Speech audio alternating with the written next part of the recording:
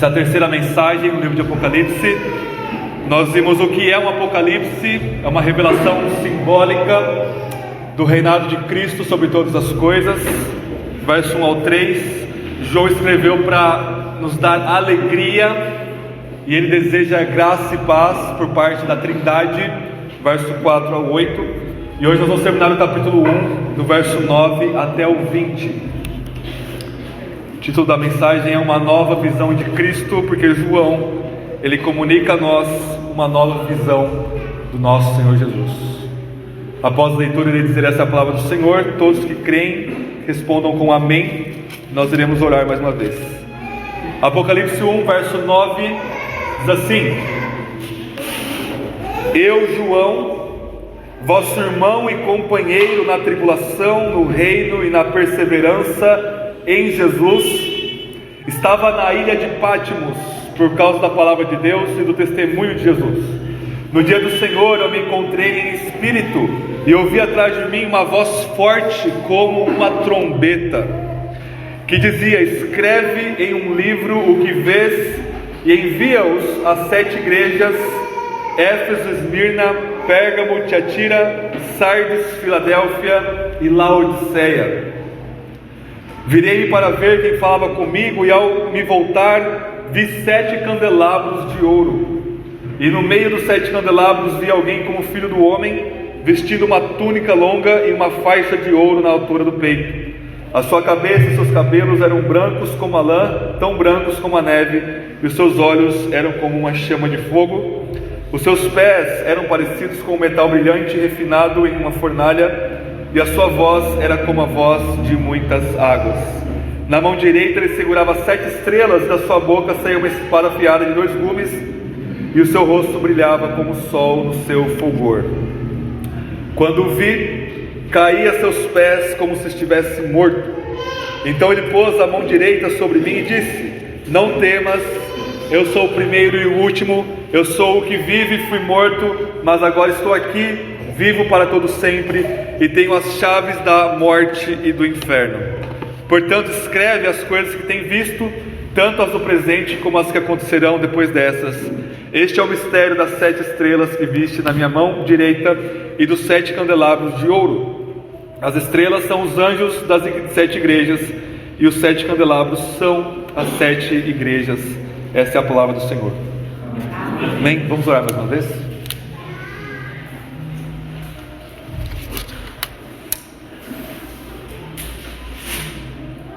Senhor Deus Pai, Tu és aquele que era, que é e que há de vir, o Deus Todo-Poderoso, que enviou no Seu Filho Jesus, o primogênito dos mortos, o governador dos reis da terra e a fiel testemunha da Sua verdade para nós.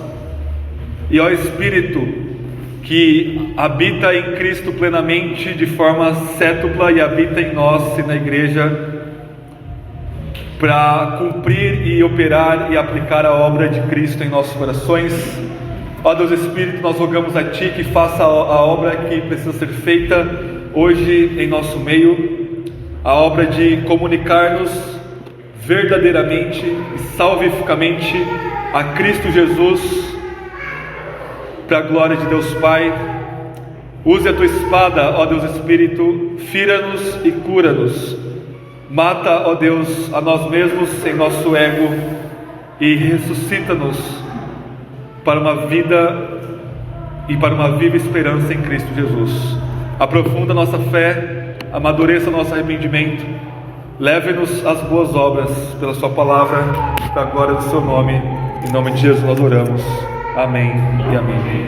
Irmãos, João aqui nessa passagem, ele tem uma visão de Cristo, e praticamente o que ele quer comunicar para nós é que todos nós precisamos ter uma renovada visão de Cristo diariamente. E Cristo é tão imenso, tão infinito, tão grande, que Ele sempre tem mais para mostrar para nós. A Sua profundidade não encontra medidas, não tem fim, e nós sempre podemos experimentar mais e mais da medida de Cristo e do Seu amor por nós.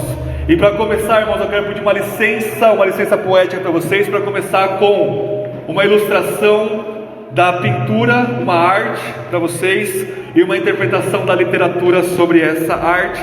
Eu sei que nós protestantes somos muito sensíveis a imagens, mas eu vou mostrar para vocês um quadro que chama O Corpo de Cristo, ou o Cristo Morto na Tumba, e é de um protestante da época da Reforma, da época de Lutero, do século XVI, chamado Hans Holbein, que é um dos 3 melhores artistas da Renascença alemã.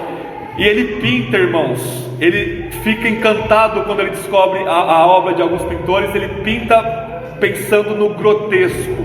Ele é um cristão, um protestante, e ele vai pintar o Cristo morto, mas diferente das obras da sua época, onde você tinha um Cristo crucificado, mas uma crucificação que mostrava um certo triunfo, uma beleza, uma glória, e você tem coisas ao redor da crucificação, anjos, por exemplo, que mostram um certo exaltação, o que está absolutamente correto. Mas Holbein, ele quer pintar o Cristo quando ele desce da cruz e é deitado numa sepultura. Eu não sei se vocês vão conseguir ver aqui certinho, mas o rosto, as mãos e os pés de Cristo estão em estado de putrefação. Ele tem furos na mão, no lado e no pé. Ele está com a boca aberta e com os olhos abertos, mas sem expressão nenhuma, como se ainda estivesse sofrendo. E é uma pintura grotesca. Eu não sei se vocês vão conseguir ver, mas depois vocês colocam, não dá para ver. Se alguém, Ju, se quiser apagar a luz para tentarem ver, mas não dá para ver absolutamente. Esse caixão ao redor dele é feito de madeira sobressaindo, como se fosse um caixão de verdade. Tem 2 metros de comprimento, 30 centímetros de altura, como se fosse o tamanho real mesmo. E você tem um Cristo morto. Irmãos, parte da nossa fé e parte do Evangelho, nós confessamos não apenas o Cristo crucificado, mas também o Cristo que foi sepultado. A sepultação de Cristo, ele ficou 3 dias morto, é parte do Evangelho, 1 Coríntios 15, tanto quanto a crucificação e a ressurreição. Pode acender a luz de novo, Ju. Mas eu gostaria de trazer uma ilustração para vocês do melhor escritor da poesia, da literatura russa, que é Fyodor Dostoiévski, que escreveu esse livro gigante chamado O Idiota. É uma das maiores obras dele, e nessa obra ele tenta fazer o protagonista, que é o príncipe Mishkin. Ele queria construir o personagem mais belo da literatura. Só que para Dostoiévski, como cristão que ele era, o único ser que é belo, completamente belo, é o próprio Senhor Jesus. Então o príncipe Mishkin, que é o personagem principal, ele demonstra certas características de Cristo, como se fosse uma figura de Cristo, uma pessoa totalmente sem egoísmo, sem egocentrismo, uma pessoa totalmente que ama e se dá para o próximo, pelo menos na primeira metade do livro. Irmãos, na segunda parte do livro, ele está diante da casa de um outro personagem chamado Rogojin, e o Rogojin, ele tem essa imagem em cima da porta. Ele comprou e colocou a imagem em cima da porta, e eles começam a debater sobre essa imagem. E o príncipe Mishkin, crente que era, brinca com o Rogojin, dizendo: olha, alguém pode perder a fé olhando para essa imagem. E o que ele falou de brincadeira, o outro personagem que era meio esquisito na religião, o Rogojin, ele fala: realmente, alguém pode perder a fé olhando para essa imagem.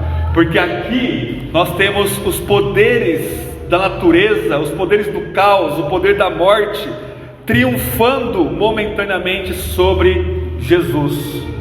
E o próprio Dostoiévski vai nos contar, a sua esposa Anne Dostoiévski, nos seus diários, que meses antes dele começar a escrever O Idiota, o próprio Dostoiévski, no museu, em férias, vê essa imagem e diz exatamente isso para sua esposa: alguém pode perder a fé ao olhar para essa imagem. Mas, irmãos, o ponto de contato com o texto de Apocalipse é o seguinte: nós cremos e confessamos o Cristo crucificado, e nós cremos e confessamos o Cristo sepultado, o corpo dele em estado de semi ou pré-putrefação, porque 3 dias não dá para apodrecer, mas fica 3 dias cheirando mal. Mas nós cremos, irmãos, que ele ressuscitou dos mortos, e nós cremos que ele está à destra de Deus, reinando sobre todas as coisas. Ou seja, se Cristo tivesse apenas morrido, se a única imagem que nós tivéssemos é essa imagem do Holbein, de um Cristo sepultado, não haveria mais nada, não haveria esperança, não haveria fé, não haveria amor, não haveria igreja, nossa salvação de todo e qualquer ser humano estaria fadada ao fracasso. Não haveria mais salvação. Todos nós, de mãos dadas, íamos para o inferno. E é isso que nós merecemos, ir para o inferno, todos nós. E é isso que Deus deveria fazer em sua justiça. E se Ele mandasse toda a humanidade, de toda a história, para o inferno, Ele seria justo, bom, santo e imutável. Mas por pura graça, Ele nos manda seu Filho Jesus, morre por nós, paga os nossos pecados, nossa dívida, recebe a ira e a maldição de Deus. Mas irmãos, sem ressurreição nós não temos nada. E Ele não apenas ressuscitou, mas Ele continuou subindo e Ele está à destra de Deus. É isso que João vê aqui no final de Apocalipse 1, e é isso que ele quer comunicar para nós. Mas antes disso, irmãos, verso 9 ao 11, João vai falar para nós como ele foi comissionado para escrever isso. Por exemplo, no verso 10 ele diz: no dia do Senhor, no domingo. Então o primeiro dia da semana é intitulado pelo apóstolo como dia do Senhor, exatamente para mostrar que é o dia que Jesus levantou dos mortos. Primeiro dia da semana, primeiro dia da nova criação, em sua ressurreição dos mortos. Eu me encontrei em espírito. É a mesma linguagem que Ezequiel, por exemplo, usa para falar da sua revelação. Ezequiel fala: eu me encontrei em espírito em uma visão. O que João está fazendo? Ele está se igualando aos profetas do Antigo Testamento. João, ao dizer eu me encontrei no Espírito, ele está dizendo: olha, o meu escrito que eu estou falando para vocês está de pé de igualdade com Ezequiel, por exemplo, e com qualquer profeta no Antigo Testamento. João está com uma consciência de inspiração do Espírito. Eles não escreviam à toa, os apóstolos, eles escreviam sabendo que aquilo era a palavra de Deus para a igreja. Eu me encontrei em espírito e ouvi de trás de mim uma voz forte como de trombeta.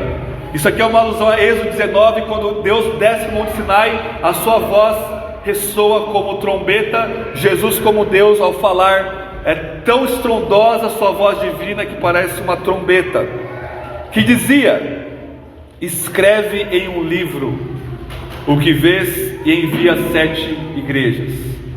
Irmãos, quando João identifica Jesus com Deus, sua voz como trombeta, e Jesus diz: escreve o que eu vou mostrar para vocês. Isso o próprio Deus falou para Moisés: escreve, Moisés, o que eu estou te mostrando. E ele fala para outros profetas, para Isaías, para Jeremias, para Daniel, por exemplo: escreve o que eu estou te falando, o que eu estou te mostrando. Ou seja, é a mesma inspiração do Antigo Testamento. E é o mesmo Deus que falou com Moisés, com Isaías, com Daniel, está falando com João aqui. E aqui nós temos Jesus Cristo, nosso Senhor. Mas é interessante como João começa essa parte aqui de Apocalipse no verso 9. Antes de falar da sua comissão, ele diz o seguinte: eu, João, vosso irmão e companheiro na tribulação, no reino e na perseverança em Jesus, estava na ilha de Patmos por causa da palavra de Deus e do testemunho de Jesus. O modo como João constrói o seu texto aqui, irmãos, é muito significativo para nós. A gente perde na tradução, porque ele fala assim: eu sou o vosso irmão e o vosso companheiro. Aonde? E aí João vai escrever 3 coisas: na tribulação, no reino e na perseverança. Nós usamos 3 artigos, né? Na tribulação, no reino, na perseverança. Só que João, ele coloca um artigo apenas para governar essas 3 palavras, esses 3 ambientes da nossa vida, que nós somos irmãos e companheiros. É uma só coisa: o tribulação, reino e perseverança. Quando João faz isso no seu texto, ele está mostrando para nós que essas 3 coisas, tribulação, reino e perseverança, são uma realidade só na vida da igreja de qualquer cristão. Ou seja, todo cristão, ele está em tribulação, em algum nível. Todos nós em algum nível sofremos. Não é porque a gente não sofre igual a igreja perseguida, literalmente perseguida, que nós não sofremos. Nós temos os nossos sofrimentos. Ah, mas o meu sofrimento não é por causa do Evangelho. mas o modo como nós passamos pelo sofrimento vai demonstrar o Evangelho e a nossa fé. Porque não tem como, João usa uma preposição aqui de estar dentro, ou seja, eu sou o vosso companheiro e o vosso irmão na tribulação, como se a tribulação fosse uma atmosfera, um ambiente ao qual nós estamos dentro dela e não tem como sair dela. A gente viu na escola bíblica semana passada que Paulo falava para os Tessalonicenses: irmãos, nós somos destinados para o sofrimento, para a tribulação. Paulo disse nas suas cartas pastorais para Timóteo, se alguém quiser viver piedosamente em Cristo, e não tem como não viver piedosamente em Cristo, padecerá sofrimento. Ou seja, nós estamos na tribulação ao estarmos em Cristo, porque nós participamos da sua morte, da sua crucificação. Tribulação, reino, nós estamos no reino de Deus, a igreja é o reino de Deus, é onde Deus reina salvificamente, e na perseverança. E vejam, irmãos, que não tem como ter uma coisa sem a outra, porque se você crê em Cristo, está sofrendo, é porque você está no reino e você está perseverando no sofrimento. Se você se desviar, quer dizer que você não estava no reino e você não persevera, portanto suas tribulações não eram em Cristo. Por outro lado, pensem no reino de Deus. Não tem como ter reino de Deus deste lado da eternidade da história sem tribulação e perseverança. Ou seja, a igreja cristã ao longo da história, tanto nos primeiros séculos como hoje, nós temos a tentação de acreditar e de pensar que o reino de Deus é uma coisa triunfalista, é uma coisa que a gente vai evangelizar, a cultura vai virar cristã e todo mundo vai ficar uma maravilha de uma sociedade cristã, e aí sim a gente tem o reino de Deus de forma explícita. Isso nunca vai acontecer antes de Jesus voltar, porque reino é uma coisa só com tribulação, não tem como desassociar. Onde você tem o reino de Deus, você tem a minha perseguição. Jesus diz no Evangelho de João que se eles perseguiram a mim, muito mais a vocês. Se eles mataram o dono da casa, muito mais os convidados. Se eles odiaram a mim, eles vão odiar a vós. Mas tem de bom ânimo, eu venci o mundo. No mundo vocês terão tribulações, mas eu vos dou a paz. Parafraseando ali João, se eu não me engano, no capítulo 16. Reino está associado à tribulação. Quanto mais tribulação, mais reino. Quanto mais a igreja sofre, mais a igreja cresce. E isso em toda a história é verdade. E perseverança. Você não vai perseverar balançando numa rede, tomando ali o seu suco, o seu caviar ou alguma coisa assim. Você vai perseverar nas tribulações, no sofrimento, no reino de Deus. Irmãos, João fala para essas 7 igrejas: eu sou o vosso irmão e o vosso companheiro.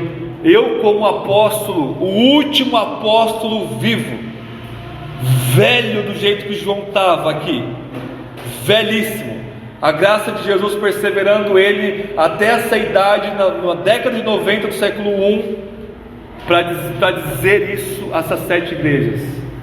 E ele diz: eu estou nisso com vocês, na tribulação, no reino e na perseverança. Tanto que eu, João, estou na ilha de Patmos. Eu estou exilado como um prisioneiro do mundo, condenado como uma escória, porque essa era a ilha de Patmos, um lugar que ia condenados, por causa da palavra de Deus, que é o testemunho de Jesus Cristo. Irmãos, nós não somos companheiros de partidos políticos, graças a Deus em dobro, por causa da palavra. Nós não somos companheiros de clube, nós não somos companheiros de trabalho, nós somos companheiros do reino de Deus, da tribulação e da perseverança.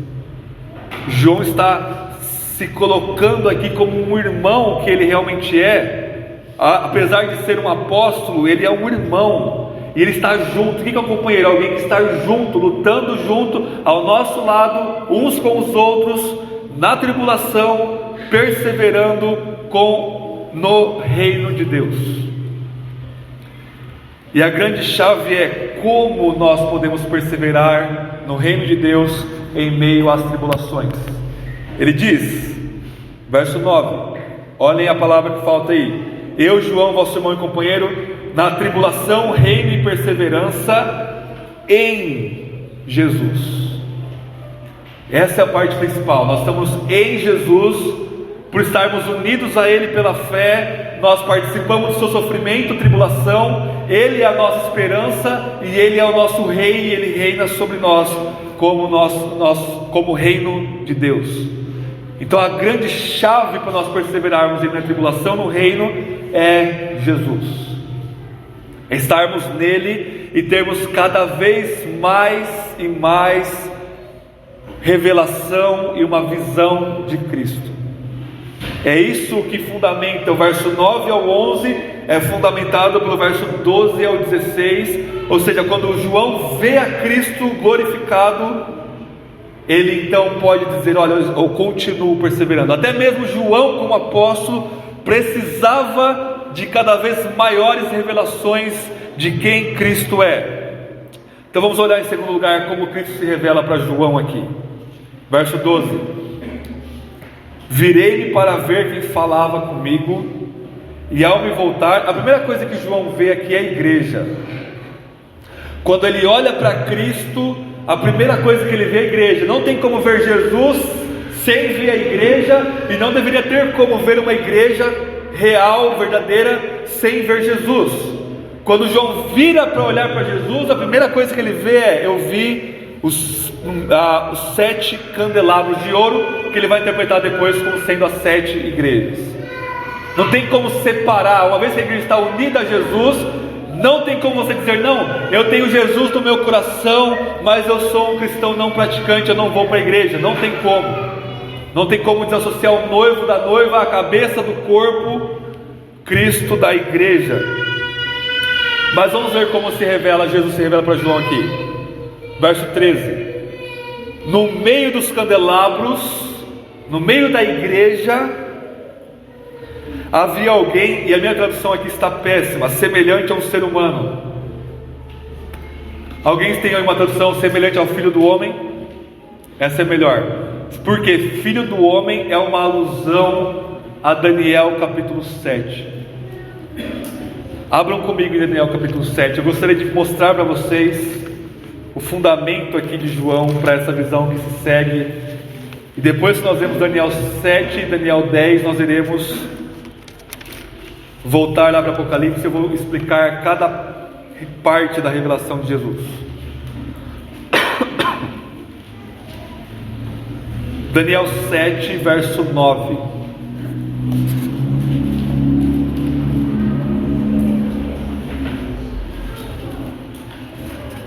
Essa passagem é tão importante que nos evangelhos a expressão que Jesus mais usa para se autodefinir vem de Daniel 7, o filho do homem.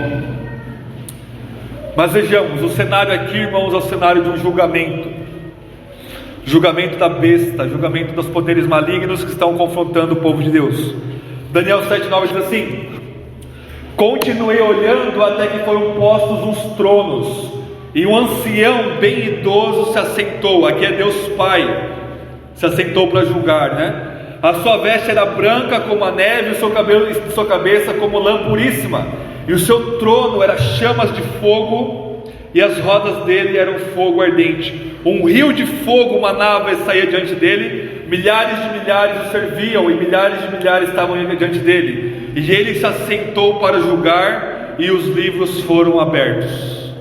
Verso 13: e eu estava olhando nas minhas visões noturnas, e vi que alguém parecido com o filho do homem vinha nas nuvens do céu, e ele se dirigiu ao ancião bem idoso, ao ancião de dias, e a ele foi levado, e foi-lhe dado domínio e glória e um reino, para que todos os povos, nações e línguas o servissem. O seu domínio é um domínio eterno, e que não passará, e o seu reino é tal que não será destruído.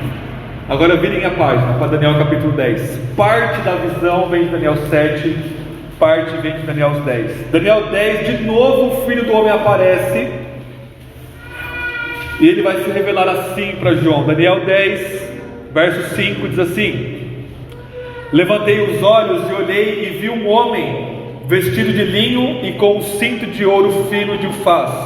Mesma coisa lá em Apocalipse. O seu corpo era como berilo e o seu rosto como um relâmpago. Os seus olhos eram como tochas de fogo. Os seus braços e os seus pés como o brilho do bronze polido. E a voz das suas palavras como uma voz de uma multidão. Voltem lá para Apocalipse capítulo 1. O que significa toda essa descrição de Cristo aqui? Apocalipse 1, verso 13, fala que o Filho do Homem, primeira descrição do Filho do Homem, estava vestindo uma túnica longa, que vem lá de Daniel 10. O que significa essa túnica longa? É as vestes do sacerdote. Toda vez no Antigo Testamento que se fala de túnica longa, está falando das vestes do sacerdote. Então a primeira coisa que João vê, depois de ver a igreja, é Jesus como sacerdote, como aquele que se coloca como mediador entre nós e Deus. O sacerdote nos leva até Deus e traz Deus para nós. E Jesus como sacerdote é aquele também que faz o sacrifício por nós. Então é uma visão salvífica de Jesus como sacerdote. Mas ao mesmo tempo que ele tem essa túnica longa sacerdotal, ele tem uma faixa de ouro no peito. A faixa de ouro, irmãos, é um símbolo do rei. É uma vestimenta no Antigo Testamento da realeza. Então João vê uma coisa só: Jesus como sumo sacerdote e como rei dos reis. Essas duas funções, esses dois ofícios que caracterizam o Messias. O Messias é o ungido rei e sacerdote para nos levar até Deus como sacerdote e reinar sobre nós. O primeiro rei e sacerdote na história foi Adão. Como sacerdote, Adão precisava expulsar a serpente do jardim-templo que era o Éden e purificar ali o Éden, que a serpente havia entrado, e como rei, Adão era para reinar e dominar sobre toda a criação. Agora o filho de Adão, filho do homem, lá em aramaico em Daniel, é filho de Adão, é o que vai reinar sobre todas as coisas como rei e sacerdote. E a função sacerdotal real de Adão era uma função que exigia julgamento. Adão era o juiz da criação, debaixo do juiz supremo que é Deus. Era para ele julgar a serpente como sacerdote. É isso que os sacerdotes faziam depois. Eles julgavam Israel. Se trouxe o seu pecado, eu vou sacrificar o cordeirinho. Esse era um ato de julgamento. E Adão como rei era para julgar e dominar a serpente também e expulsá-la do jardim. O que vem em seguida, irmãos, portanto, a mentalidade bíblica de João é: eu vi um sacerdote, eu vi um rei. O que ele faz? Ele julga. Vocês ouviram? Jesus é o juiz de todas as coisas. Por quê? Olha o que João faz aqui, irmãos. Verso 14. A descrição de Deus Pai em Daniel 7, como aquele que se assenta no trono, tem os cabelos brancos. É uma descrição de Jesus aqui. É a mesma descrição. Vejamos. 14. Sua cabeça e seus cabelos eram brancos como a lã, tão brancos como a neve. Isso é uma descrição de Deus Pai em Daniel 7. Ou seja, o que se é dito de Deus Pai em sua divindade se aplica igualmente a Jesus como Deus. Ele não é um Deus menor, ele não é um ser subordinado, ele é igual. Os seus cabelos brancos significa a sua sabedoria. No Antigo Testamento, as cãs dos cabelos brancos eram um sinal de alguém, claro, que viveu para Deus, que tem uma maturidade, que tem uma sabedoria total.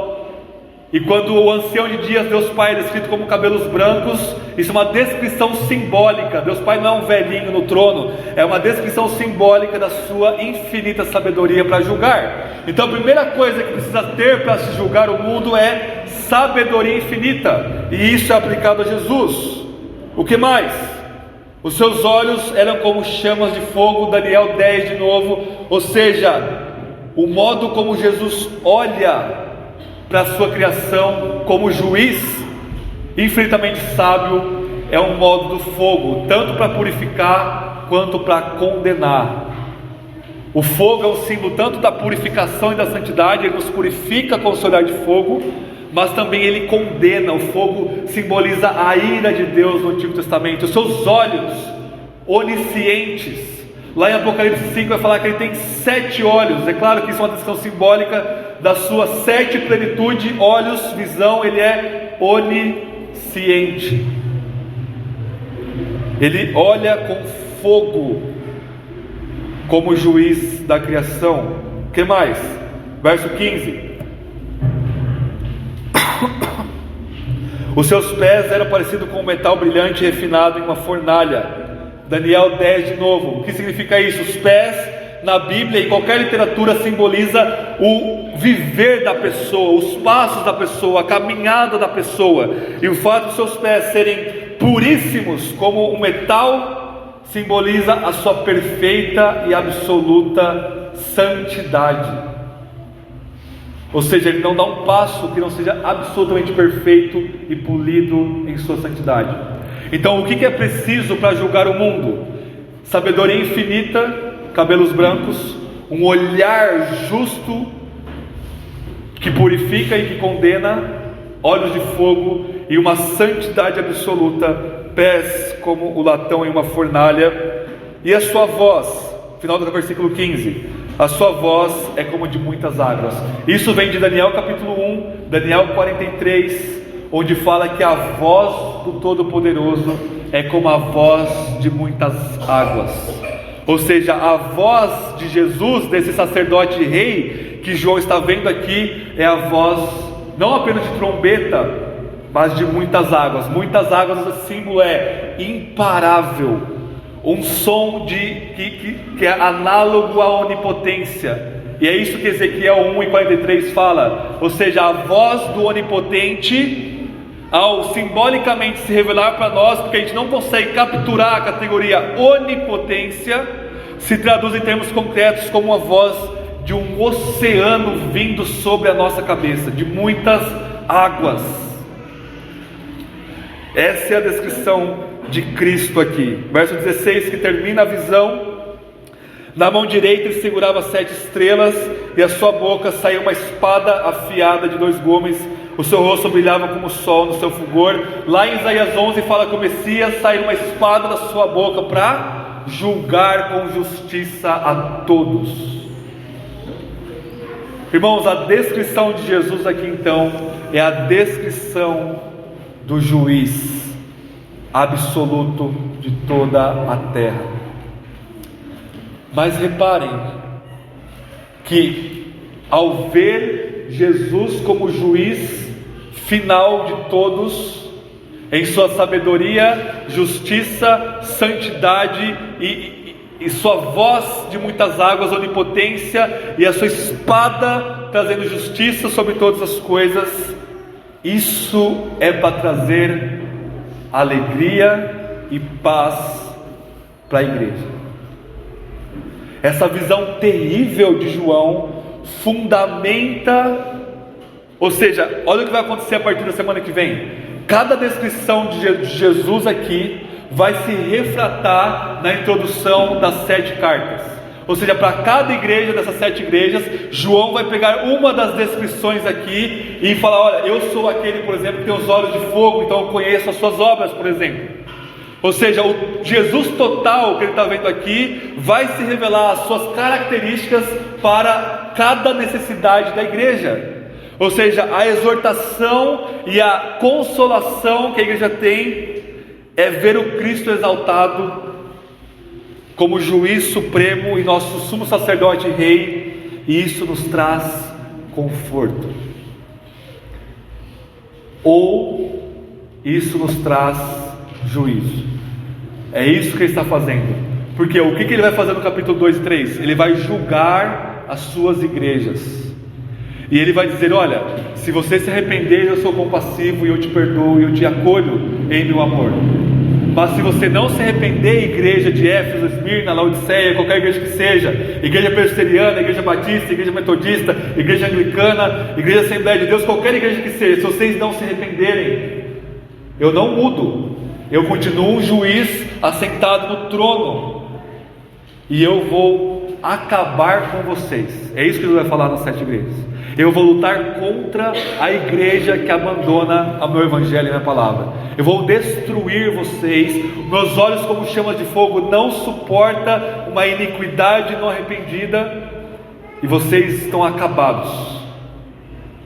Por outro lado, as igrejas que perseveram em sua fraqueza, em sua pobreza, em humilhação, na tribulação e na morte, ao olhar para o Cristo que é o juiz supremo de todas as coisas, aqui está a nossa alegria, a nossa glória.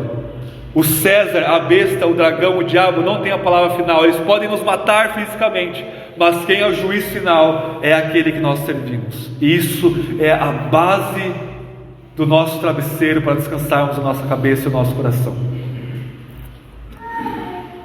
E aí, verso 17 até o 20, nós temos uma reação de João e uma fala final de Jesus aqui, para terminar a introdução de Apocalipse. Verso 17: quando vi, caí a seus pés como se estivesse morto. Então ele pôs a mão direita sobre mim e disse: não temas, eu sou o primeiro e o último. O que Deus falou dele no verso 4 e no verso 8, eu sou o alfa e o ômega, o princípio e o fim. Jesus diz: eu sou o princípio e o fim. Eu sou o Deus Todo-Poderoso. E aí, irmãos, prestem atenção, é uma cadeia de causas aqui o texto. O fato de João conseguir perseverar em meio às tribulações no reino de Deus se dá por a sua contínua visão do Cristo que é exaltado. Mas por que Cristo foi exaltado a uma posição de juiz final de todos e rei e sumo sacerdote? Por causa da sua morte e ressurreição. Verso 18: eu sou o que vive, fui morto, mas, esse mas é a contraposição, mas agora estou aqui, vivo para todo sempre, e tenho as chaves da morte e do inferno. Ou seja, na teologia de Apocalipse nós temos o seguinte: por causa de Jesus ter morrido na cruz e ressuscitado ao terceiro dia, isso causa a exaltação dele como juiz de todos e como o Deus homem que reina sobre todos. E o que ele tem na mão? A chave da morte e do inferno. Porque ele morreu, mas venceu a morte. Chave é um símbolo de autoridade. Ele tem autoridade sobre a morte e sobre o inferno, a condenação. Em outras palavras, Jesus é quem mata e Jesus é quem manda para o inferno. Ok? Cada morte, é claro que é Deus quem, a causa última de toda a morte, é Ele que determina o fim da nossa vida. Mas agora o Deus que também é homem, o Deus homem Jesus, como homem, Ele tem a chave da morte. E a partir da sua ressurreição, do seu triunfo sobre a morte, ninguém vive ou morre se o Cristo soberano não mandar. E isso é um consolo para a igreja, porque se a igreja morre, é porque Cristo determinou isso, e é para o bem da igreja. Mas ele diz nos evangelhos: não temam o ladrão que pode matar o corpo, mas não pode fazer mais nada. Temam aquele que pode mandar o corpo e a alma para o inferno. E aí no contexto antes de ressurreição, antes de crucificação, é o próprio Deus que faz isso. Mas agora pós-ressurreição, é Ele que toma a chave do inferno, e é Ele que reina. Ou seja, todas as pragas que vão vir, quando abre-se o poço do abismo, simbolicamente, que saem os demônios, que saem as pragas, que saem as pestes, a fome, é Cristo que está dando autoridade para essas criaturas malignas, para o bem da igreja, para a purificação da igreja, para a condenação do mundo. É Ele que manda em tudo e em todos. Por isso, João, por isso, igreja, não temas, eu sou o princípio e o fim. Verso 19: portanto escreve as coisas que tem visto, tanto as do presente como as que acontecerão depois dessas. Este é o mistério das 7 estrelas que está na minha mão direita e dos 7 candelabros de ouro. As estrelas são os anjos das 7 igrejas, e os 7 candelabros são as 7 igrejas. Só um parênteses explicativo aqui, irmãos. Os anjos da igreja, existem 3 interpretações predominantes. Alguns vão dizer que são anjos, seres angelicais, que guardam todas as igrejas locais, ok? Qual que é o fundamento disso? Todas as 60 vezes que aparece a palavra anjo em Apocalipse, descreve os seres angelicais. Uma outra interpretação é que o anjo é aquele que vai levar essas 7 cartas para as 7 igrejas. Então João não podia mandar, ele precisava mandar no correio da época. Existia correio na época que era muito melhor do que o correio brasileiro, diga-se de passagem, mas que era muito eficaz, que se você mandasse uma carta, a carta ia chegar. As estradas romanas eram ótimas, você tinha esse serviço aí de levar correspondência. Então o anjo seria esse mensageiro que enviaria as cartas. São 2 interpretações legítimas, vocês podem ler dessa forma. Mas o problema, ao meu ver, é que no verso capítulo 2 diz: escreve ao anjo da igreja em Éfeso. E ele diz: eu conheço os seus pecados, eu conheço suas falhas, eu conheço isso, eu conheço aquilo. Anjo não tem pecado, anjo não tem que se arrepender, anjo não passa tribulação e morre. Você está escrevendo para os anjos. E aqui é possível que João então esteja usando a palavra angelos em grego no seu sentido originário, mensageiro. Quem são os mensageiros? Os pastores da igreja. Eu sei que vocês são terríveis homens, no final do culto vocês vão falar: ô meu anjo, aí eu vou ter que repreender vocês, não fala uma coisa dessa. Mas simbolicamente o anjo é aquele que está representando a igreja. O anjo, o mensageiro, precisa se arrepender, assim como a igreja, porque a liderança representa a igreja. Se a igreja está com problema, Jesus vai direto na liderança para cobrar esse problema. Olha, se arrependa, mensageiro. E em consequência a igreja toda se arrepende junto. Então anjos aqui, Jesus tem os líderes da igreja na mão, ao mesmo tempo que ele tem as próprias igrejas na sua mão. Os candelabros são as 7 igrejas. E a imagem aqui, para resumir, e aí eu vou trazer uma aplicação prática, é a seguinte: João pega a parte pelo todo. O candelabro era um móvel no tabernáculo do templo que iluminava o tabernáculo. Ou seja, a parte representa o todo, o candelabro representa o templo. É por isso que, ao olhar para Jesus e ver os 7 candelabros, portanto o templo que é a igreja, a primeira coisa que João vê é Jesus como sacerdote, entrando no templo, entrando na igreja, que somos nós, e aí ele vê Jesus como rei e como juiz dessa própria igreja que ele entra como sacerdote. Qual que é a aplicação para nós? Irmãos, o apóstolo João, que escreveu os evangelhos e as 3 cartas, é o mesmo que escreveu o Apocalipse, e ele viu Jesus pessoalmente. Ele foi um dos primeiros seguidores de Jesus, junto com seu irmão Tiago, com Pedro e André, um dos primeiros seguidores. Ele fazia parte daquele trio mais próximo de Jesus, Pedro, Tiago e João. Ou seja, toda a revelação única que Jesus deu para esses 3, João recebeu. Ele subiu no monte e viu Jesus transfigurando como se fosse o sol, Moisés e Elias ali como servos de Jesus. Ele viu Cristo transfigurado. Ele estava no batismo de Jesus, ele ouviu a voz do céu que dizia: esse é meu filho amado. Ele viu o Espírito simbolicamente como pomba descendo sobre Jesus. Ele viu cada milagre de Jesus. Alguns milagres Jesus só chama Pedro, Tiago e João para ver. Ele viu a onipotência de Cristo e o poder do Espírito em Jesus como homem, operando milagre, curando enfermo, fazendo paralítico andar, fazendo cego ver, surdo ouvir, mudo falar. Ele viu os demônios se prostrando e obedecendo Jesus.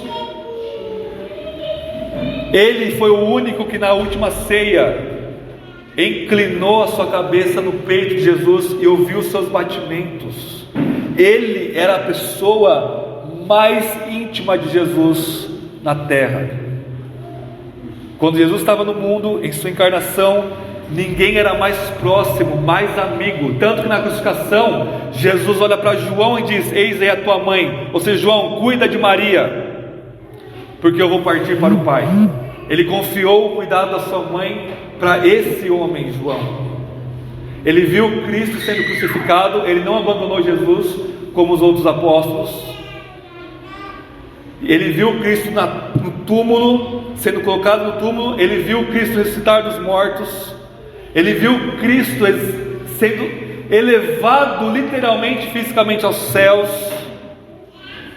E ele, do ano 30 e 33 até o ano 90, nós podemos presumir que ele teve muitas experiências com Jesus. Mas quando ele olha para trás para ver quem está falando com ele, ele cai como se ele estivesse morto. Ou seja, é como se ele nunca tivesse visto Jesus. A pessoa mais íntima do mundo e da história com Jesus, mais acostumada com Jesus. Jesus, ao mostrar 1 milímetro a mais de quem ele era, isso é o suficiente para levar o último apóstolo ao chão, como se ele estivesse morto. Isso é a nossa vida. Cristo tem mais para você e para mim, meus irmãos e irmãs. Não é apenas doutrina, não é apenas vir para a igreja, é ter uma experiência, uma visão de Cristo cada vez maior e cada vez maior. Mas reparem, o que João vê, ele já sabia. Ele sabia que Jesus era o sumo sacerdote. João 17, no seu capítulo, ele descreve Jesus como sumo sacerdote. É óbvio que ele sabia que Jesus era o sumo sacerdote. Ele sabia que Jesus era o rei. Ele mesmo descreve no seu evangelho Jesus como o rei na crucificação e na ressurreição. Ele sabia que Jesus era o juiz, porque ele escreve no seu evangelho o seguinte: Jesus falando: o Pai a ninguém julga. A gente viu isso no de homens ontem, João 5. Mas ao Filho concedeu todo o julgamento. Ele sabia que Jesus é o Filho do homem, e que ele é Deus, e que a sua voz é como de muitas águas. Não há nada novo, no sentido de moda, de novidade aqui na visão. Não há nada novo. Sacerdote, rei, juiz, eu sei disso, eu já experimentei isso, eu creio nisso. Mas irmãos, a profundidade dessas características de Jesus vai aprofundar 1 milímetro a mais de quem ele é, prostra o apóstolo. E essa profundidade, ela é infinita. Ou seja, a nossa vida eterna, que já começa no momento que você crê em Jesus e se estende para a eternidade, é uma vida de conhecer Jesus cada vez mais. E adivinha, daqui 10 bilhões de anos, quando todos nós estivermos na glória já há muito tempo, você vai olhar para o mesmo Jesus que está ouvindo aqui, que você vai ver voltar, e você vai dizer: uau, eu me prostro, caio como morto aos seus pés. Não é um tédio eterno de Jesus, nossa, eu conheço Jesus completamente, exaustivamente. Não, porque não tem como finito exaurir o infinito, não tem como uma gota exaurir o oceano. Cristo tem sempre mais para nós. E a grande pergunta prática para nós terminarmos é o seguinte: como nós podemos ter uma visão de Cristo cada vez maior?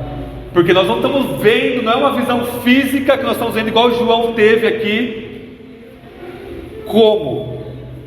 Para o apóstolo João, presta bem atenção, tanto no Evangelho quanto em Apocalipse, o que ele está escrevendo, e à medida que você lê com fé, é melhor do que a visão física. Porque no seu Evangelho ele usa a palavra semeion em grego, sinais. Ou seja, nós não vimos os sinais que ele fez, mas para João, quando ele escreve com a autoridade do Espírito, o que acontece? Quando você lê o sinal, é igual ou melhor do que se você tivesse visto. Porque quando você lê pela fé, o Espírito vai usar esse sinal, esse texto, para te dar uma visão de Cristo. E ele vai usar a mesma palavra em Apocalipse 1, semaino, eu vou comunicar João através de símbolos. Ou seja, para o apóstolo João, o que ele viu literalmente, ao escrever com a pena do Espírito, e ao nós lermos, nós temos acesso ao mesmo benefício espiritual que João. O que ele viu fisicamente, simbolicamente, nós vemos pela fé ao lermos o texto. Vocês percebem?